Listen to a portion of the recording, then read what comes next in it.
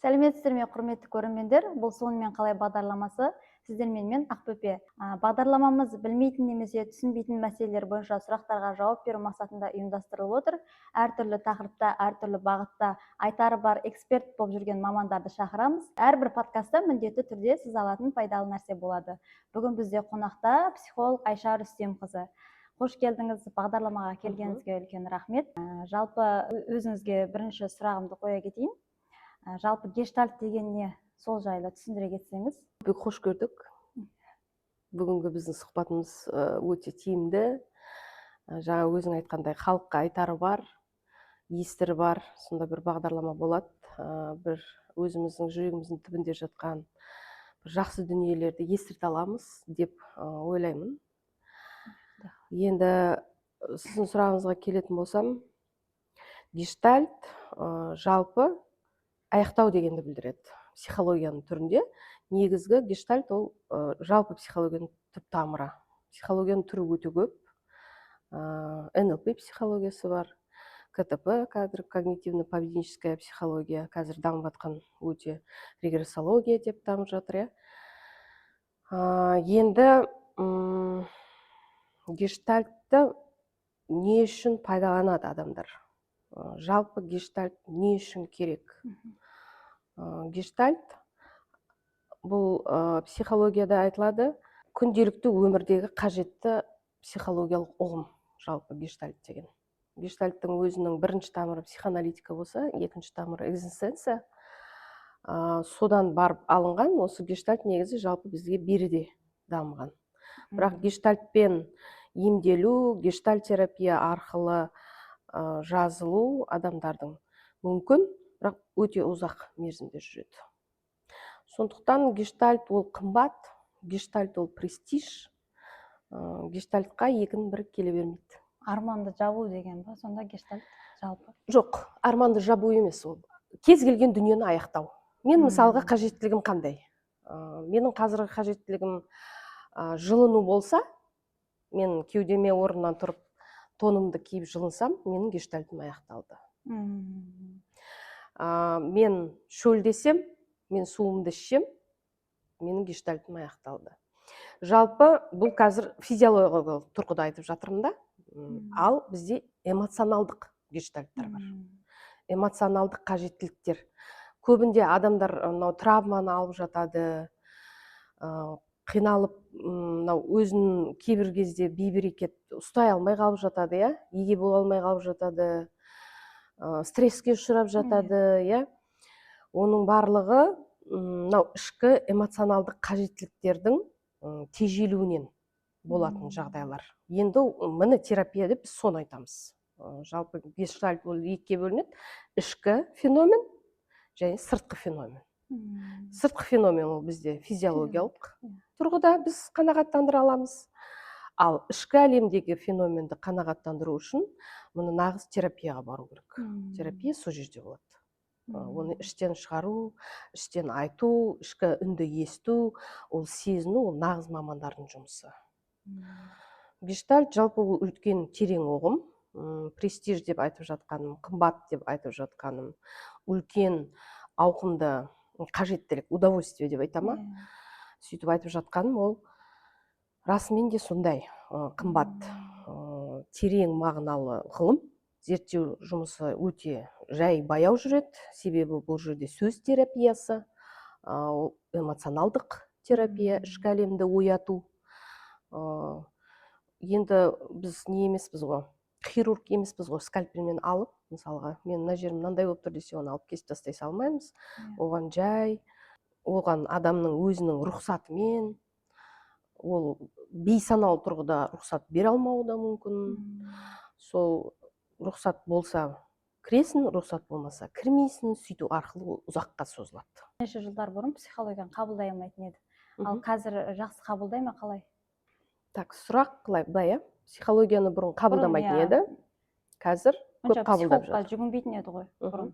Қазір енді трендте деп айтсақ болады жалпы. Соған қалай қарайсыз? Ойыңыз қалай? Қазір жеке адамдар сұраныс көп дейсіз ба? Сұраныс көп пе, қалай? Психологияға сұраныс бұрыннан бар. Бізге қазақтарға психологиямен өзін тану, өзімен жұмыс жасау берде келді ғой. Оған дейін бізге ондай әлемнің бар екенін ашуға рұқсат берген жоқ қой қоғамда. Бізде тек жаңағы отбасы, ата әже, сол өзінің жаңағы клановый деп айта ма, культура, содан басқа біз ештеңе танымадық қой. Ойын айта алмайды, ұят болады деген сияқты. Ол кезде де негізінде қажеттілік болған, бірақ қалай ол қажеттіліктерді қанағаттандырған? Дем салу арқылы, молдаларға бару арқылы, сосын абысындар бір-біріменен әңгіме айтып шай ішу арқылы. Ол негізі жалпы өзіңіз дұрыс деп ойлайсыз ба соны? Молдаға бару деген сияқты. Дем салдыру әрине дұрыс. Ол бізде гештальтта мойындалады. Гештальтта жалпы дін, Құдайдың бар екені, құдіретті күштің бар екені ол мойындалады. Қазіргі Инстаграм мен ТикТок курс сататын псевдопсихологтар алданбау үшін не істеу керек? Алданбау үшін. Қазір жалпы көбейіп кеткен ғой. Псевдопсихолог деп айту қиын шығар енді. Мен ешкімнің жеке шекарасына кіргім келмейді. Өйткені қоғамда не сұраныс болса, сол сұранысқа қарай ғылым да көбейе бастайды, адамдар ізденеді ғой. Сол сияқты енді біздің де қазақтың жаңағы белгілі танымал жаңағы Айнұр Тұрсынбаева сияқты қыздарымыз, апаларымыз енді барынша көмектесу үшін өздерін бірінші іздеп кеткен, одан кейін барып сол өз алған білімдерін өздерін тапқаннан кейін бөлісіп жатқан шығар деп ойлаймын да. Бірақ ол психология деп айтылмайды, ол психологиялық ғылым емес ол. Жалпы кеңес қой, жай ғана өзінің көргенін сізге айтады. Болды, сіз соны жасап көресіз. Сізге егер де сол көңіліңізге қонып, сізге бір қандай да нәтиже берсе, сіз алға жүре бересіз. Ал нәтиже бермеуі де мүмкін. Сақтық шаралары қай жерде қолданылу керек? Расымен де сізге тура келе ме, келмей ме мәселе осы жерде. Көп адамдар жаңағы солардың айтқанына прям риясыз сеніп, өзін ұмытып, ана адамның айтқанына сеніп, соның айтқанын екі етпей жасап, керісінше ағзаны бұзып алып жатқандар бар. Неге? Өйткені мынандай сөздер айтылады ол жерде, тежеу. Мысалға, ата-ананы ақтап ал деген сөздерді көп естимін мен. Ата-анаңды кінәлама, тағандай сөздер бар ол жерде. Бір жаңағы жақсы сөз айт, не болмаса үндеме деген сөздер бар. Бұл жерде адамды қандай да бір затқа теңейтін сияқты да. Адам, бірақ адамда организм бар, ағза бар. Организм ағзаны есепке алмайды. Адам тежеген кезде ол міндетті түрде бір жеріне ақау келеді. Өйткені жаңағы іштегі боль, іштегі эмоционалдық ренжулер тығады ғой адам. Сөйтіп ақтай бастайды ғой. Одан кейін сіз ауру болмағанда кім ауру болады? Ол жерде дұрыс түсіндірілмейді. Бұл менің сөзімді қазір бұлай біреулер түсініп қалуы мүмкін, сонда ата-ананы кінәлай беру керек па, ата-ананы жаңағы ақтамау керек па деп олай емес. Оның психотерапияда өзінің емделу жолдары бар. Ол жерде не болғанын бірінші зерделеу, анықтау, сіздің қандай өкпеңіз бар, соны айталу, сосын ол өкпенің қаншалықты орынды және орынсыз. Мүмкін сіз ол жерде дұрыс түсінбей қалған шығарсыз. Мүмкін ата-ана сізге сіз ойлағандай емес, басқа жолмен жеткізгісі келген шығар. Бірақ сол қабілетінің жетпегендігінен, сізге түсіндіре алмағандығынан сіз солай қабылдап қалған шығарсыз. Сол нәрсенің барлығы терапияда зерттеу арқылы бір белгілі денеден түсінік пайда болады. Содан кейін барып сіз ата-анаңызға деген көзқарасыңыз автомат тұрғыда өзгереді. Ол зерттелмей, жай ғана ақтап ал. Мейлі сол кінәлі болып тұрса да ақтап ал. Организмге осы жерде зақым келеді. Сондықтан мен осы жерлерде кішкене сақтану керек деп ойлаймын. Енді кейбір жерлерінде пайдасы тиіп жатады. Енді мен пайдасы тиіп жатқандарға ешқандай әңгімем жоқ. Қазір қоғамда әйел адамдардың сезіміне шектеу қойылған ғой. Мысалы, декретте отырған әйелдер, жас қыз бала ата-анасына ішіндегін жеткізе алмайды. Ұят болады түсінігі қоғамға қалай әсер береді? Ол түсінікті жою керек пе, әлде қыз баланың бойында болу қажет па? Тәрбиеміз бойынша қыз баланың бойында болу керек па сол? Ұят болады деген ұғым. Сұрақ былай естіліп тұр маған. қоғамда жалпы ұят болады деген сөз керек па? Әйелдердің ішкі сезімі бағаланбай жатыр, Иә, иә, бағаланбайды. қоғамда. Мен қазір келіспеймін ол жерде. Енді бір бар шығар, сол 18 ғасырда қап кеткен отбасыларда әлде де бар шығар, бірақ әлі мен енді ортамда онша кездестірмедім. Қазір керісінше әйелдер көп қоғамда белсенді. Әйелдер салонға барады, әйелдер шашын реттейді, бірақ ол жаңағы эмоционалдық қысымның болып жатқаны ол екі тарапқа бірдей тәуелді нәрсе. Екі тараптың ортасындағы қатынастың, контакт деп айтама, қатынастың үнін бір-бірін дұрыс ести алмауы да шығар деп ойлаймын да мен. Ал ұят деген ұғым жалпы керек па? Әрине, ол үлкен ұғым. Тәрбиемізде керек. Міндетті түрде ол жерде ол ұят деген сөздің өзінде көп нәрсе жатыр. Бір сөзбен ғана айтып жеткізу мүмкін емес. Ол ұят деген сөзді алып тастасақ, біз қай жерге баратынымыз ол белгісіз. Бізде ұят болатын жерде ұят болады, ұят болмайтын жерде ұят болмайды. Ол қандай жерде ұят болмайды? Ойынды сау тұрғыда, сау саналы тұрғыда айтып жеткізу ол ұят емес. Ал мен айтады екем деп, кез келген жерде өзіңнің орныңды білмей айта салу, ол әлбетте ұят қой. Енді мысалы мына жерде кейбір қыз келіншектер бар ғой, ажырасу ұят деген сияқты ұғым бар ғой, әке шешесіне қалай барам деген сияқты. Соған қалай қарайсыз? Ажырасу ұят емес. Ажырасу деген ұғым бұл жерде шекараны білдіреді. Әрбір адамның өзінің жеке шекарасы ол жерде. Ол жер бізбен сіз екеуміздің ортамызда талқыланбайды ол дүниелер. Ол сол отбасында талқыланатын нәрсе. Бірақ бізде жаңағы тәрбие жағын айтып жатсыз, оны ескі ұғым. Ата-анасына кеттің, сол жерде жаңағы тастай батып судайсың, жақсы сөз ғой енді ол. Жаңағы сүйегің қалып, сүйегің сояқтікі, етің біздікі дей ма? Сондай сөздер бар ғой. Енді ол жақсы мағынада айтылған. Бірақ сен сол жерде өл деген сөз емес ол. Басыңда қандай да проблема болып жатса, бізге айтпа деген емес, мен білмеймін оны қалай өздеріне сөйтіп қабылдап алғанын адамзаттың. Мен оны түсіне алмаймын. Ол жаңағындай сөздердің, қазақтың сөзінің соншалықты бай, салмағы өте ауыр, энергиямен беріледі ғой ол. Жақсы тілек қой ол. Барған жеріңде тастай батып судайсың. Ол басқа ел саған ондай сөзді айтпайды. Ол қазақ қоғамында бізде ол керемет сөз. Мен бағалаймын оның құнын. Және де сүйегің қалсын деген ол вообще үлкен мәртебе түсінген адамға. Сүйегің қалай қалады сүйегің? Сен сол жерге барғаннан кейін ана боласың, жаңағы отбасындағы жар боласың, ұрпағын сүйдіресің, сөйтіп әже болып қартайып сол шаңырақта қал деген сөз. Енді мынау екінші тарапы бар оның. Басыңа бір жаман жағдайлар түсіп жатса, басқа келіп жатса, ол айтылмау, талқыланбау деген сөз емес деп ойлаймын мен. Ол сөзбен араластырмау керек сияқты. Енді опасыздықты, яғни енді изменаны кешіруге болады ма? Сондай бала шаға үшін деп ары қарай ара қатынасты жалғастыру керек пе? Төзімділік туралы айтып жатсыз ба қазір сіз? Иә. Қандай болса да шыдай беру керек пе? Ұят болады деп ажырасып кете алмай да жүргендер бар ғой қазір сол. Вот, тағы да айтамын, ол жерде де шекара. Адамзаттың шекарасы. Ол жерде де ер азамат өзінің отбасының шекарасын, әйелінің шекарасын, ұл балаларының шекарасын, ата-анасының шекарасын, туыс-туысқандарының шекарасын. Біз жалпы психология қалай зерттеледі?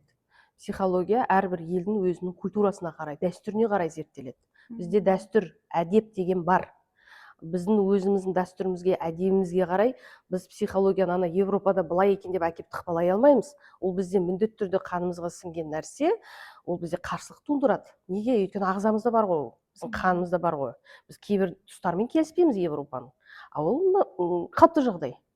Неге? Біздің ата-әжелеріміз сондай тамаша ұғыммен, табиғатпен бірігіп дұрыс өмір сүрді да, біз Европаның кішкене әлсіз тұстарын әкеп жатырмыз мына қазақ қоғамына. Жалпы ол керек емес.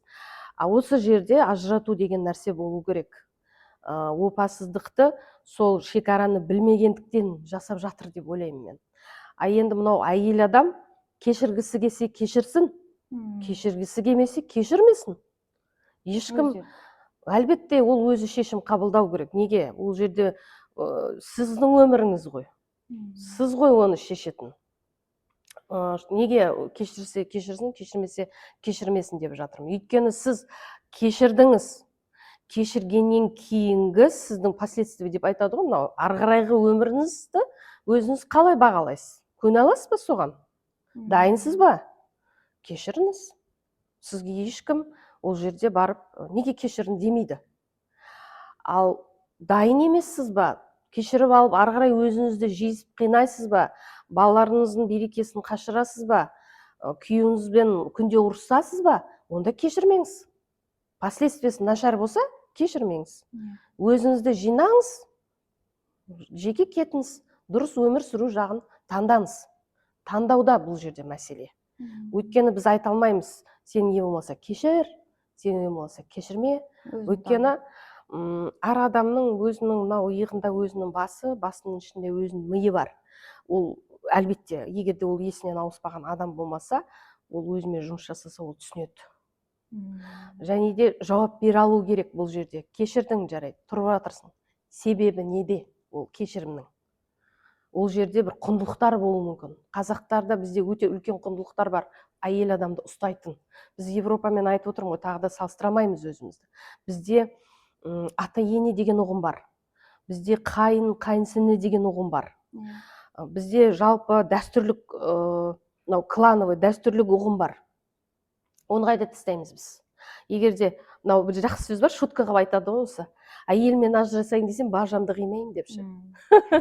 Сол сияқты ол жерде бір қимайтын құндылықтар болады. Сондықтан күйеуінің анандай тентектігін көре тұра, көзін жұмып, мына құндылықты тастамай ұстап өмір сүретін батыл әйелдер бар. Ол себебі не себепті кешіргенін түсініп тұратын әйелдер бар. Иә. А егер сіз сондай түсініп тұратын адам болсаңыз, кім әңгіме қылады сізге оны? Оны өзіңіз ғой шешетін. Сондықтан ол бір әлсіз сұрақтарда мынау шыдау керек па, демей ма? Оның құны жоқ ол сөздің. Ол адамның өзінің таңдауы.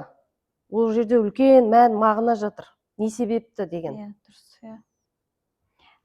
Енді салыстыру әдеті қауіпті ме? Мысалы адамды. Қауіпті ме? Мысалы изменада ер адам өзінің әйелімен көңілдесін салыстыру әдеті сол қауіпті ме? Кейбір еркектер енді екеуін де бірге алып жүргісі келеді ғой. Өзінің таңдауы сол болып тұр. Мен үшін бұндай сұрақтар білмеймін, бір әлсіз тұрғыдан қойылатын сұрақтар сияқты да. Бір өмірде істейтін ештеңе жоқ. Иә, бір құнды дүние жоқ. Содан басқа дым жоқ па немене? Біреудің юбкасынан басқа біреудің әңгіме жоқ па? Не базар мысалы қарап тұрсаңшы? Білмеймін енді. Сол салыстыру дұрыс па, дұрыс емес па? Хорошо, жауап берейін енді. Салыстыру.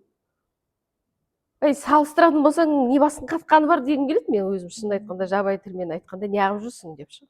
Өзіңді мазақ қылып жүрсің ба ол жерде? Білмеймін мен қалай ол салыстыру. Қауіпті, қай жағынан қауіпті болуы мүмкін? Кімге қауіпті болуы мүмкін ол? Бір жағынан қимайды, бір жағынан жақсы көреді деген сияқты. Ой, ол өтірік. Ол өтірік, әшейін жұрттың миын қатырып жүрген біреу ғой ол. Ол өзін жоғалтып алған адам ол. Сөйтіп жұрттың миын ашытып жүрді. Болды, ұзын сөздің қысқасы. Зачем ол? Ол жерде қауіп ештеңе жоқ. Басын таяқпен бұру керек болды.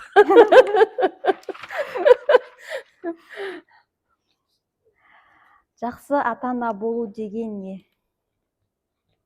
Біз неге қазір ата-аналарымызды кінәлауды бастадық? Олар шын кінәлі ме, жоқ әлде біз біреуді кінәлауды ыңғайлы қылып алғанбыз ба? Жақсы ата-ана болу деген сұрақ. Ата-анасын кінәлайды өміріне. Давай по порядкам, иә? Бірінші жақсы ата-ана болу деген не? Жақсы ата-ана болу деген, қазір мысалға біз айтамыз, былай болу керек, болмаса былай болу керек деп та. Психологтардың өзінде де айтып жатады. Мықты психолог, лидер несін айтасын бәрін бүйтіп тастаған сөйтіп тастаған. На самом деле онда совершенство жоқ әлемде. Өтірік оның бәрі. Мықты психологтар жоқ. Егер де мен 100% мықты психологпын десем, ол өтірік. Бұл жерде контактте бола алу мәселе. Сіз екеуміз сөйлесіп отырмыз, бір-бірімізге түсе аламыз ба? Сіз менің ішіме, мен сіздің ішіңізге кіріп, бір-бірімізбенен қандай да бір мәмілеге келе аламыз ба? Онда ол керемет. Онда біз бірдеме жасай аламыз да?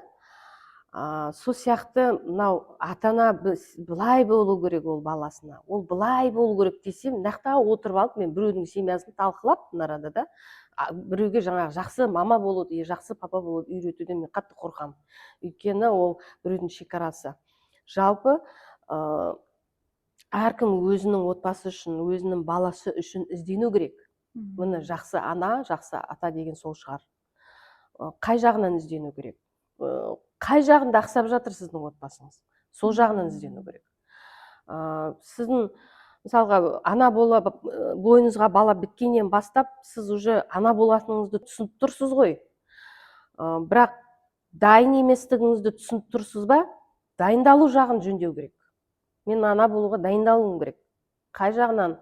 Етек жеңіңді жинап, қазіргі жастарда ана болып баласын бітіріп алады дағы өте жеңіл киінеді. Последствия қандай? Ол жерде ұят, бірдеме емес, денсаулық. Әлбетте сен суықтайсың. Сен уже қыз емессің ғой баяғы. Мынау тырнақтарына гелий-лакты жағып, мынандай мамашалар жүреді да, мен айтамын, тырнақ арқылы адам ағзаны түсіну керек, тырнақ арқылы демалады ағза. Бала іште демалады, түсіну керек та, сіз уже тырнақты бояма, мынау тырнақты таза ұста деп, ішіңіздегі балаңызға дұрыс дем беруді қамтамасыз ету сіздің бірінші дайындығыңыз. Міне ана болу деген дұрыс осы шығар. Сосын бізде қазақта ұғым бар, мынау шашты қима, кесір болады деп айтып жатады. Ол тегінен айтылмайды. Сол дайындық деген сол. Енді одан кейін өмірге келді ғой. Сосын мынандай ұғымды байқадым мен аналардан, көп мынау келген клиенттерден. Баланы туғаннан кейін мынау бала, адам, ағза бұл. Организм деген ұғым жоқ. Ол бала ма? Бүйтіп өсіп кетеді. Жаңағы главный міндеттерін жасайды, жаңағы шомылдырады, бірдемесін қылады, үйтеді, бүйтіп өсіп кетеді.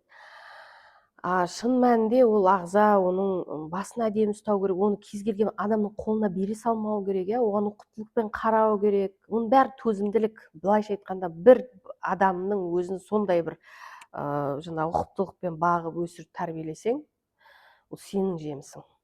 Шаршайсың. Баяғыда айтады, бір бала бір кемпірді өлтірді деп, ол рас нәрсе. Сол кездегі кемпірлер бекеден бекер өлмеген. Олар жанын, тәнін берген сол баланың дұрыс азамат, азаматша болуына. Қазір ондай бір қатты байқамаймын. Аналар өте агрессивный, қатты сөйлейді.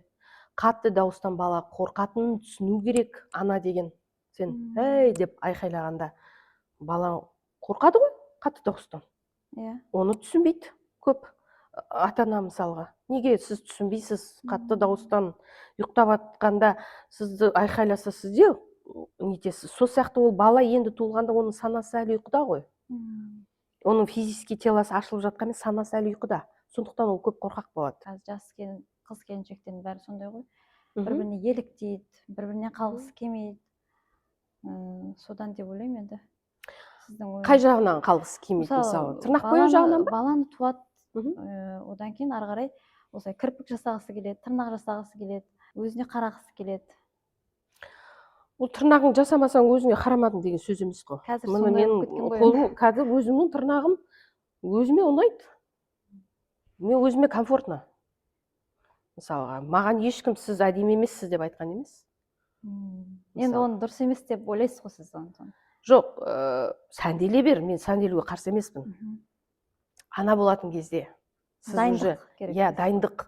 Ол дені сау баланы туу әрбір ананың міндеті. Дұрыс айтасыз. Медицина тұрғыдан да негізі. Ішке біткеннен кейін қарау өзіңе, күтіну, сол жерде отбасындағыларға хабарлау, мысалға күйеуіне, енеңе, мысалға түсінік болса, ол кісілерде қарасу керек, білмегенін айту керек, білмегеніңді сұра, жеңгелерің бар, аналарың бар, сөйтіп өзіңді жылы ұста.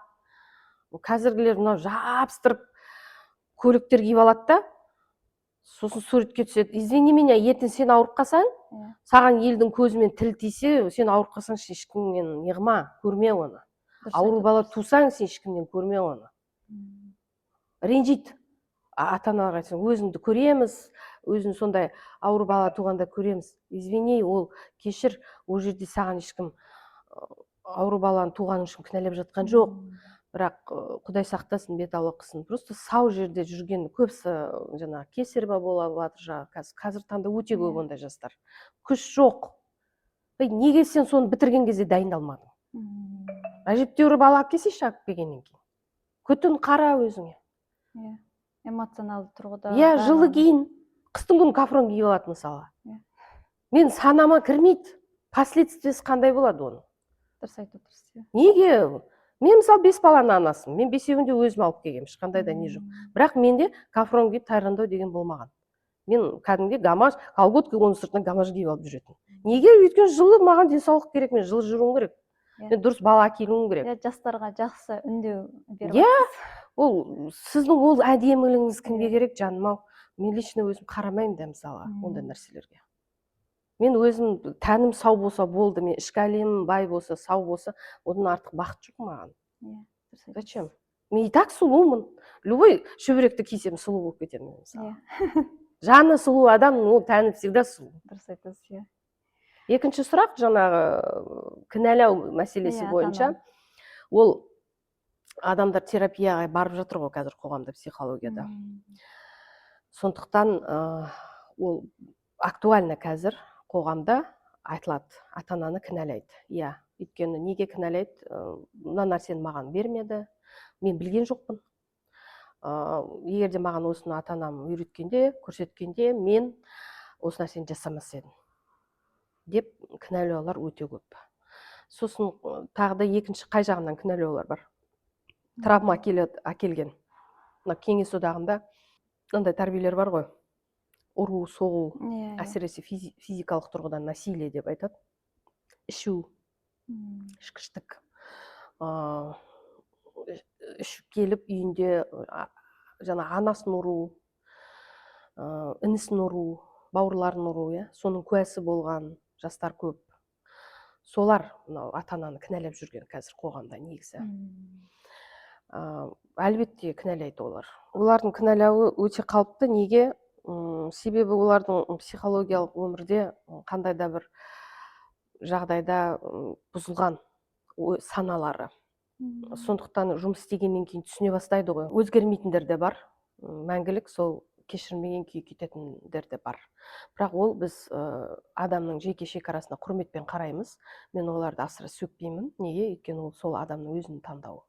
Қақысы бар кешірмеуге. Егер де бір оның өміріне қандай да бір қатты қиянат келтірген болса, қақысы бар. Кейбір адамдар кешіреді, жұмыс жасайды өзімен. Сөйтіп іздеп табады, оның не себепті олай болған. Сөйтіп тоқтайды сол жерде. Кейбіреулер ол расымен де түсінеді, мүлдем кешіре алмайтын. Сол жерде айтады, мүлдем кешіре алмаймын. Бұл сол жерде тоқтайды, адамның таңдауы. Кешірмейді, болды. Ол жерде бір үлкен құнды дүние бар, кешірмейтіндей. Сол адамның, ол баласы болғанмен де жеке тұлға ғой.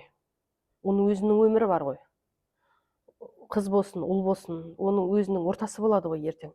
Сол нәрсені түсінбей, ата-ана, жаңағы мен тудым, менің балам, мен тудым, менің адамым деген сияқты еріксіз қақысына кіріп, ойына келгендерін жасағаннан кейін болады ол нәрсе кінәлаулар. Әрбір жерінде орын бар. Келесі сұрағымыз, неге кей адамдар үнемі улы қарым-қатынасты таңдайды? Улы? Енді бізде гештальт бойынша түсіндіретін болсам, улы қарым-қатынасты таңдау түпкі санадан келеді. Өмірінде бірінші туылғаннан бастап орта қатынастар улы болғандықтан, соған үйреніп қалады адам. Есейгенде де ол үшін сол улы қарым қатынасты таңдау қалыпты жағдай болып есептеледі. Өйткені одан басқа дұрыс қарым қатынасты көрмегеннен кейін не істейді адам? Сол улыны қабылдайды. Сосын ол түбінде мына 35 жасқа келгеннен былай қарай бастайды. 35-ке дейін жүреді адам, көп түсінбей, 35-тен былай қарай міндетті түрде ағзада ақау пайда болады. Ауырады. Е болмаса психологиялық тұрғыда ауырады, е болмаса дене физикалық тұрғыда ауырады. Сол кезде адам іздене бастайды, зерттей бастайды. Біз ана басымызға тақ деп таяқ тигенде ғана іздейміз ғой өз бірдемен. Оған дейін уақыт жоқ қой бізде. Жаңа улы қатынас болса да нормально жүре береміз. Неге? Өйткені дене үйреніп қалған ғой. Ағза үйреніп қалған. Сол себепті таңдайды. Сосын түсінеді. Түсінбей мәңгі сөйтіп өліп кететіндер бар. Сол абьюзер ғой енді. Абьюзермен тұратын адамдар неге ажыраса алмайды? Абьюзермен өмір сүруді ол жерде де сол ғой. Отбасында улы қарым қатынас соған үйреніп қалған. Сонымен сол абьюзердің де әрбір қылығына көніп, жылап сықтап жүре беретін әйелдер бар. Бірақ түсінбейді оны. Саналы тұрғыда. Не себепті тұрып атқанын түсінбей қиналып жылайды ол әйелдер. Шын мәнінде абьюзерлығын істегеннен жыламайды олар. Не себепті кетпей жүргенін түсінбей қиналып жылайды. Түсіндіңіз? Мәселе қайда жатыр? Ол таяғын жей береді. Үйреніп қалған ғой. Оған таяқ жеу проблема емес. Бұл жерде оның қиналатыны мен неге мынаның таяғына көніп жүрмін деп өзін іздейді, соны таппайды, содан қиналады. Негізі ол адам абьюзерді жөндей ала ма? Ешкім жөндей алмайды. Адам өзін өзі жөндейді. Өзін өзі тәрбиелейді. Әлбетте. Пристраиваться ету деп айтады ғой, мынау бір-біріне төселу. Енді біз екеуміз, например, апалы сіңліміз. Сен менің сіңлімсің, мен сенің апаңмын, мен жақсы өмір сүріп жатырмын. Сен маған еліктемейсің ба? Еліктейсің, сен менен сұрайсың. Сосын менімен бірге қандай да бір жаңағы мәмілеге келіп, менің жасаған жолдарыммен жүргің келетін шығар, соларды сұрау арқылы бір қосылсаң жақсы ортаға, сенің өмірің жақсы болады. Өзің түсініп тұрасың, біліп тұрасың. Енді ол таңдау адамның өзінде ғой. Ол жерде де өзі таңдап тұр ғой. Бірақ егер ол түсінсе, ол моментально кетіп қалады ғой. Түсінбейді ғой өкінішке қарай. Оған көп ұзақ уақыттар керек ізденуге. Әйел адамдар мен еркек адамдар бір-бірін неге түсінбей кетті қазіргі кезде? Естімейді бір-бірін. Көбісіне ажырасу көбейіп кетті қазір. Естімейді. Көбінде неге естімейді? Өзінде естімейді ол адамдар. Өзінің не айтып тұрғанын білмейді. Бірдеме айтып жатқан кезде оны не үшін айтып жатқанын да білмейді. Егер де сен бірдемені айтып жатқанында не үшін айтып жатқаныңды түсінсең өзің, ана алдыңдағы адамға да түсінікті етіп жеткізе аласың. Бұл жерде түсінбеушілік, контакты бір-бірімен түсіну деген қатынас жоқ. Сондықтан әркімнің өзінің тәкаппарлығы өзінде, ешкімді менсінбейді. Мен сені, сен мені. Ол жерде ешқандай да не жоқ. Контакт. Түсіну ғой. Түсіну. Бір-бірін түсіну, есту. Енді ол естімейтін адамға есікті қанша ұрсаң да ашпайды ғой ешкім. Ішіне кіргізбей жатыр ғой. Болды. Қазір жастар сондай ғой, енді көбісінде қазір жастар көп ажырасып жатыр. Себебі мынандай түсінік қалыптасқан көп жастарда. Бір сөз айтып жатсаң, ол сіздің таңдауыңыз, ол сіздің өміріңіз. Менікі басқа, ол менің таңдауым. Деп кетеді да. Бұл жерде не бар? Бұл жерде агрессия бар. Бұл жерде не бар? Бұл жерде адамдық жоқ. Неге? Адамды есту керек. Сұрай білу керек. Саған ол жерде енді сенің ақылың ұнамайды ғой оған. Хабарлау керек. Сіздің мына жерде айтып тұрған ақылыңыз маған ұнап тұрған жоқ. Не себепті айттыңыз? Мен бір қандай да бір сізге бірдеме жасадым ба? Сіз маған бұлай сөйлейтіндей. Айта білу керек қой онда сау тұрғыда. Біздегілер не істейді? Өйтіп айтпайды, біздегілер жұмысым болмасын, өзім білем. Солай кетеді. Сосын әркім өзі біледі. Қазір енді еліктеу ғой, интернет қарайды.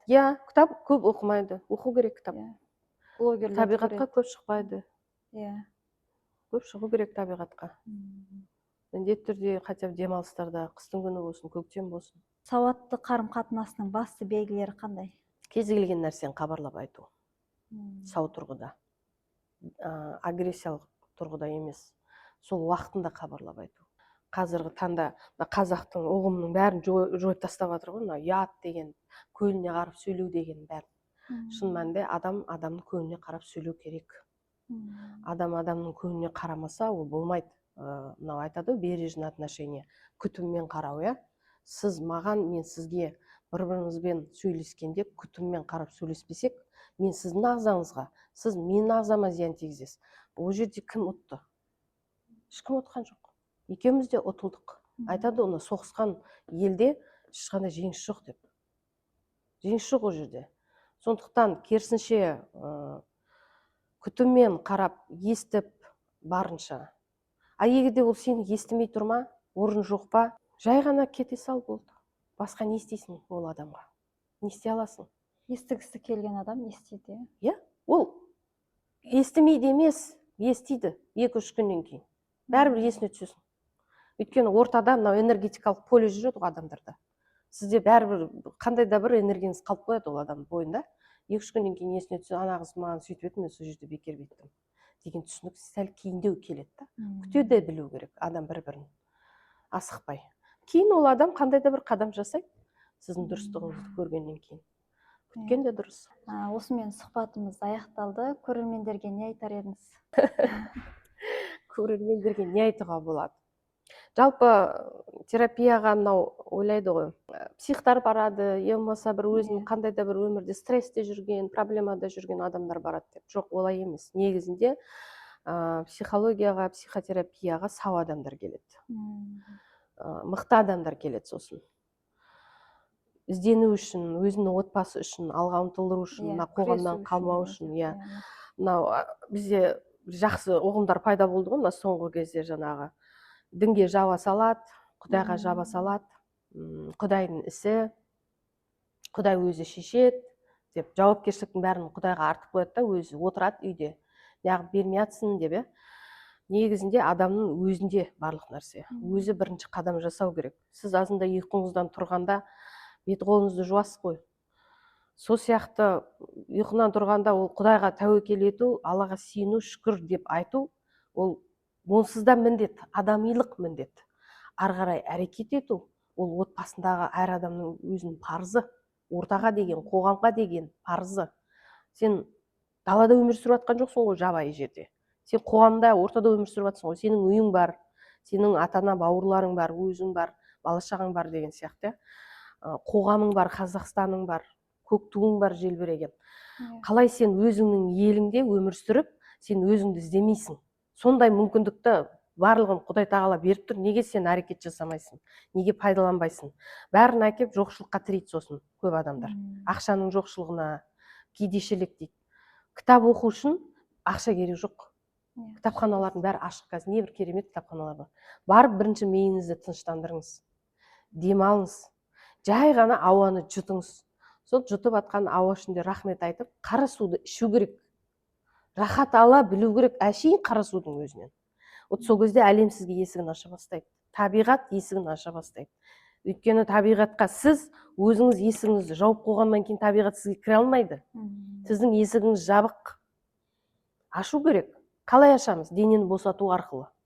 Барлық уайымды бір сәтке қойып, мына әлемде бар екеніңді жай ғана отырып сезіну 5-ақ минут кетеді. Оған түк ақша керек жоқ. Одан кейін мүмкіндіктер пайда болады, сізді іздейтін адамдар пайда болады. Бір ескі досың пайда болады.